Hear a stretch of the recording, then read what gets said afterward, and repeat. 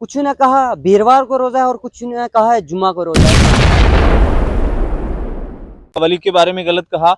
तो जब औलिया अल्लाह के बारे में इन्होंने गलतियां की और गलत कलमात इस्तेमाल किए, उसके बाद अल्लाह ने इनके ऊपर ऐसा नजूर वो आप मैं कहता हूँ ना कहर बर्पा किया कि ये अपनी ही चालू में फंसते चले गए।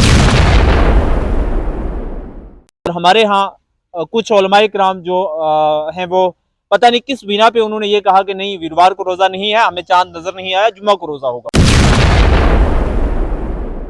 अब चंद उलमा ने अपनी अना की खातिर जो है उम्मत को तकसीम करने के लिए मैं कहूँगा, एक अपनी अना की खातिर जो है ये कहा कि नहीं अगर वहां रोजा हुआ तो हम रोजा नहीं रखेंगे।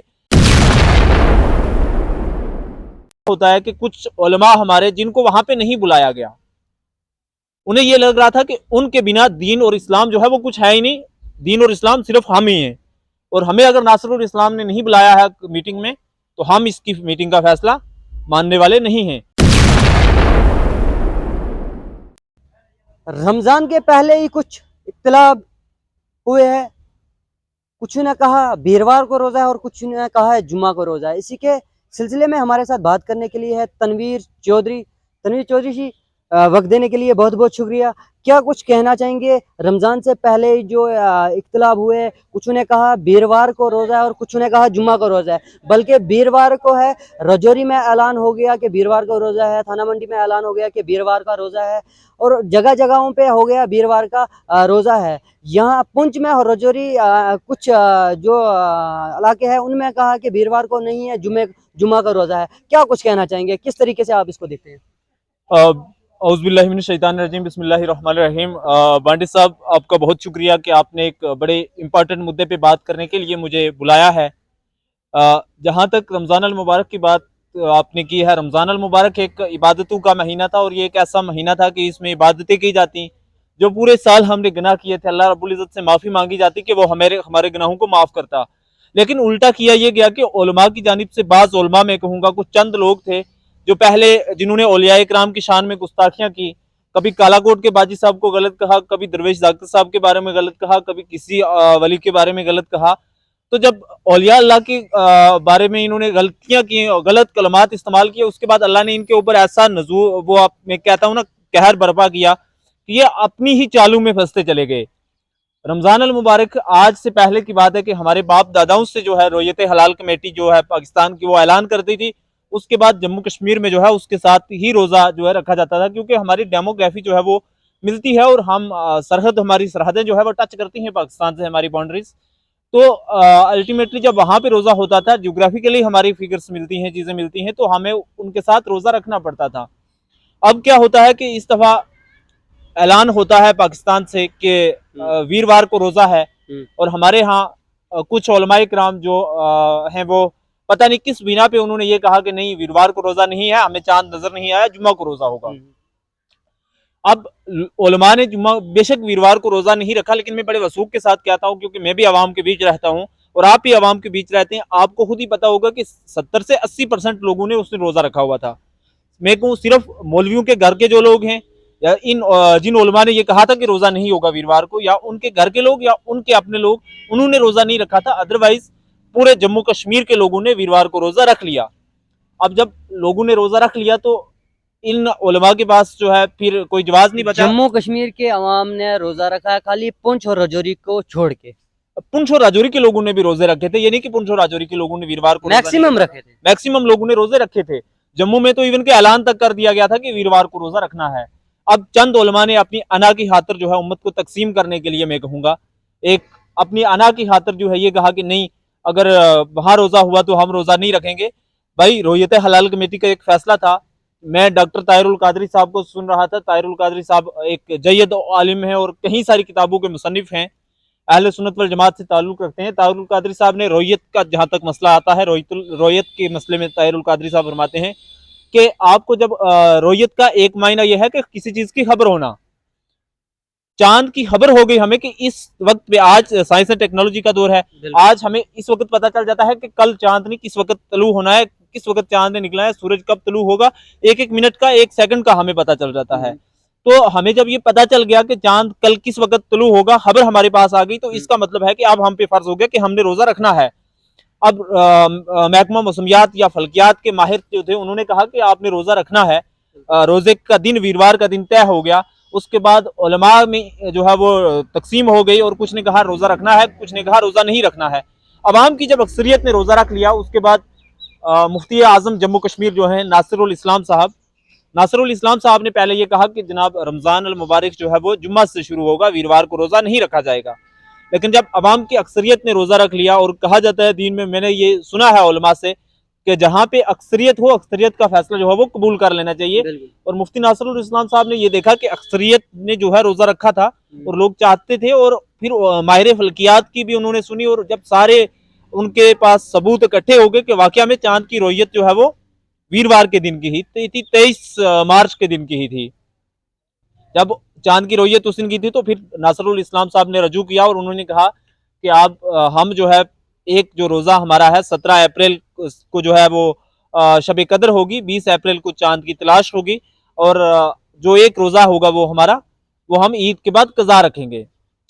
बड़ी अच्छी पहल थी नासिरुल इस्लाम साहब की, हम कदर करते हैं। मुफ्ती आज़म जम्मू कश्मीर हैं, जो उन्होंने कहा हमारी सर आंखों पे, हमने मुफ्ती आज़ और जम्मू कश्मीर के अवाम ने मुफ्ती नासिरुल इस्लाम साहब के उस फैसले को बहुत सराहा, और लोगों ने कहा कि ये एक बहुत बड़ी पहल की गई उम्मत को मुत्तहिद करने के लिए नासिरुल इस्लाम साहब की तरफ से। लेकिन उस पहल में क्या होता है कि कुछ उलमा हमारे, जिनको वहां पे नहीं बुलाया गया, उन्हें यह लग रहा था कि उनके बिना दीन और इस्लाम जो है वो कुछ है ही नहीं, दीन और इस्लाम सिर्फ हम ही हैं, और हमें अगर नासिरुल इस्लाम ने नहीं बुलाया है मीटिंग में तो हम इसकी मीटिंग का फैसला मानने वाले नहीं हैं। जब नासिरुल इस्लाम साहब ने उम्मत का इंतजार ख़त्म करने के लिए वो मीटिंग कर ली, वहाँ पे फैसले ले लिए गए, उसके बाद यहाँ हमारे राजौरी और पुंछ के चंद उलमा उठे और उठ के, मैं कहूँगा ये वही उलमा है कि जिन्होंने इससे पहले औलिया इकराम की तजलील की, उनको बुरा भला कहा, और फिर उठ के आज ये इन्होंने क्या किया कि उस दिन जब राजौरी में मीटिंग हुई, बड़े अफसोस के साथ कहना पड़ता है कि उधर से ये कहते हैं कि हम अहले सुन्नत वल जमात के पक्के कायद हैं और पता नहीं क्या क्या हैं, तो उधर सादात को हम अपने अकाबर मानते हैं। तो मैं बड़े अफसोस हुआ मुझे, तनवीर भाई, एक बात, फिर उसके बाद आप अगला सवाल लेंगे। बड़ा अफसोस हुआ मुझे कि हमारे बुजुर्ग जो आलिम दीन हैं, बड़ी कदर करते हैं हम उनकी, सैयद बिशारत साहब जब राजौरी की मीटिंग से वॉकआउट करते हैं, तो अगर आप सुन्नियत का इतना ही दावा करते हो, मेरी उन मौलाना साहब से गुजारिश है कि जो दीगर वहां पे मौजूद थे, अगर आप सैयद बिशारत साहब को अपना अकाबर मान रहे थे, तो जब सैयद बिशारत साहब ने मीटिंग से वॉकआउट किया, वॉकआउट करने के बाद आपको भी उस मीटिंग से उठ के आ जाना चाहिए था, लेकिन नहीं, यहाँ पे मसला था अपनी टीआरपी का, यहाँ पे दीन से किसी को कोई सरोकार नहीं थी, कुछ लेना देना नहीं था। यहाँ पे सिर्फ ये था कि आपने जनाब क्या करना है, आपने मीडिया में जाना है, वहां पे आपने स्टेटमेंट देनी है, उसके बाद आपकी स्टेटमेंट को वायरल होगी, कंट्रोवर्सीज बनेंगी और आप फेमस होंगे। अपने अकाबरीन को ये लोग भूल गए, ये अवाम के क्या होंगे। सैयद बिशारत साहब जिस तरीके से राजौरी से तने तनहा अकेले मुड़ के वापिस सुरनकोट तक पहुंचे, ये बड़े अफसोस की बात है। मैं कहूँगा ये उन मौलवियों के लिए अफसोस की बात है कि जो मौलवी उनको यहाँ से लेके गए रहबर बना के, और जब एक रहबर बना के जिसको ले जाते हैं, जब रहबर आपका वॉकआउट करता है उस मीटिंग से एहतजाज करके, तो आपको भी उस मीटिंग से उठना पड़ता है। लेकिन अफसोस की बात है कि वो लोग वहां पे बैठे रहे और सैयद बिशारत साहब अकेले वहां से यहाँ तक पहुंचे। फिर और इस तरीके की हजारों बातें, और भी बहुत सारे उलमा तो वहां पे गए ही नहीं उस मीटिंग में। और फिर अगर देखा जाए, उलमाओं का ये कहना है कि डिविजनल लेवल की जो है ये मीटिंग राजौरी में की गई थी, पर डिविजनल लेवल की नहीं थी, क्योंकि मैंने भी कुछ इंटरव्यूज में देखा, हमारे कुछ नौजवान भाई, और उन्होंने कहा कि डिविजनल लेवल की अगर मीटिंग थी कि बाकी डिस्ट्रिक्ट के उलमा क्यों नहीं आए इस मीटिंग में, क्या कुछ कहना चाहेंगे आप? भाई मैं कहूँ, जितना इंतशार फैलाने वाले लोग हमारे राजौरी और पुंछ में मौजूद है ना, इतने जम्मू कश्मीर में नहीं, पूरे हिंदुस्तान में आपको नहीं मिलेंगे। इन्हें सिर्फ मतलब है कि वहाबी सुन्नी करके अपनी सियासत चमकाएं, अपने जो इनकी रोजी रोटी, मैं कहूँगा इनकी रोजगार ही इसी पे लगी है कि आवाम को बेवकूफ बना के कभी वहाबी सुन्नी, कभी शिया सुन्नी, कभी अहले हदीस सुन्नी के नाम पे तकसीम करके इनकी रोजी रोटी जो है वो लगी हुई है। अब इन्होंने कहा जम्मू डिवीजन की डिवीजन का इजलास बुलाया जा रहा है। अब जम्मू डिवीजन का इजलास बुलाया जा रहा है, जम्मू डिवीजन में कितने डिस्ट्रिक्ट्स आते हैं? हमारे 10 डिस्ट्रिक्ट्स। आप बताएं, राजौरी पुंछ के बिना किसी एक डिस्ट्रिक्ट से भी एक आदमी भी आया हो?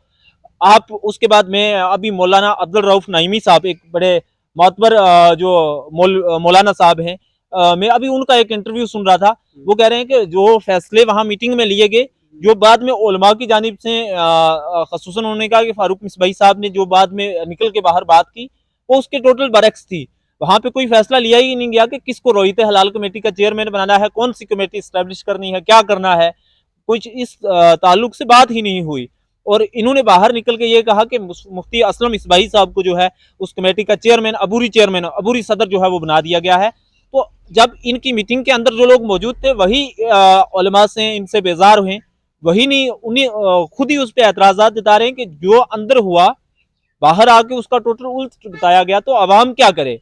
मेरे जैसा एक आम आदमी जो है उसको तो यकीनन डाउट होगा कि जब आपके साथ एक आदमी अंदर मीटिंग में बैठा है, बाहर निकल के वही कहता है कि नहीं अंदर जो फैसले लिए गए थे वो कुछ और थे, आप बाहर मीडिया पे आके कुछ और। इसलिए बराए करम आपसे गुजारिश है कि ये आप दुगली पॉलिसी को छोड़ दें। अगर आपने मुतहदा इजलास बुलाया था तो मुतहदा इजलास में मैं कहता हूँ कि जहां तक मुसलमानों की इस्लाम की बात की जाए तो हजूर सल्लल्लाहु अलैहि वसल्लम ने कहा मेरी उम्मत के 73 फिरके होंगे, मेरी उम्मत के 73 फिरके होंगे, उनमें से कोई एक फिरका जो है वो जन्नत में जाएगा। अगर हजूर सल्लल्लाहु अलैहि वसल्लम कहते हैं कि मेरी उम्मत के 73 फिरके हैं, तो किस बुनियाद पे आपने उस इजलास में अहले तशरी को जो है वो इग्नोर किया, नहीं बुलाया, उनके लोग उस मीटिंग में नहीं थे, अहले हदीस के लोग उस मीटिंग में नहीं थे। और अगर 4 वहाबी देवबंदी जिनको आप कहते हैं उनके मसलिक से अगर 4 लोग आ गए, 2 मौलाना साहब, तो ये कोई बहुत बड़ी बात तो नहीं हो गई ना कि आपने जनाब एक बहुत बड़ी पहल कर दी। पहल आपकी बड़ी तब थी, आप यहाँ पे शिया उलमा को भी बनाते, आप अहले हदीस को भी बुलाते, आप बरेलवी को भी बुलाते, आप देवबंदियों को भी बुलाते, आप बैठ के एक मुकाम तक पहुंचते, एक अच्छा रिजल्ट उसका सामने आता। हर डिस्ट्रिक्ट से जम्मू की, जैसे कश्मीर में इजलास हुआ तो हर डिस्ट्रिक्ट से, और इवन के कश्मीर में जो इजलास मुफ्ती नासर अली इस्लाम साहब की सरपरस्ती में हुआ, जम्मू के उलमा वहां पे गए और जम्मू से भी आलिम दीन वहां पे मौजूद थे उस इजलास में, लेकिन इनको वो कबूल नहीं हुआ क्योंकि इनको खुद वहां पे नहीं बुलाया गया था। इसलिए सुनने में ये आ रहा है 17 तारीख को जो है श्रीनगर में जो है बड़ा दिन शब बनाया जाएगा और 18 तारीख जम्मू डिवीजन में बनाया जाएगा और 20 तारीख को ईद है। क्या कुछ कहना चाहेंगे? बानी साहब आपसे मैं एक चीज पूछना चाहता हूँ, क्या जम्मू का खुदा और कश्मीर का खुदा अलग अलग है? नहीं ना, हमें सुनने में आया ना, जम्मू का खुदा और कश्मीर का खुदा जब एक नहीं हो सकता, अलग नहीं हो सकता, खुदा दोनों, जम्मू का वही खुदा जम्मू में है, वही खुदा कश्मीर में है। पूरी कायनात को जिसने तख्लीक किया, आप उसकी तख्लीक पे सवाल उठा रहे हैं और आप कहते हैं कि आप मौलाना हैं, आप आलिम हैं। बड़े अफसोस की बात है। अगर जहां तक मैं कहूँगा, मैं एक नाकस जहनियत के तौर पे आपके साथ एक बात करूँगा कि जो शब कदर है, शब कदर के बारे में ये क्या कहा गया कि रमज़ान के आखिरी अशरे की ताक रातों में शब कदर को तलाश किया जाए। रमज़ान के आखिरी अशरे की ताक रातों में, वहां पे कोई एग्जैक्ट 23वीं शब, 21वीं शब, 27वीं शब या 29वीं शब का तो नहीं कहा गया। आखिरी अशरे की ताक रातों में शब कदर को तलाश करना है और 27वीं शब को मोतबर माना गया है। उलमा इकराम ने कहा कि 27वीं शब को आप जो है शब मनाएं।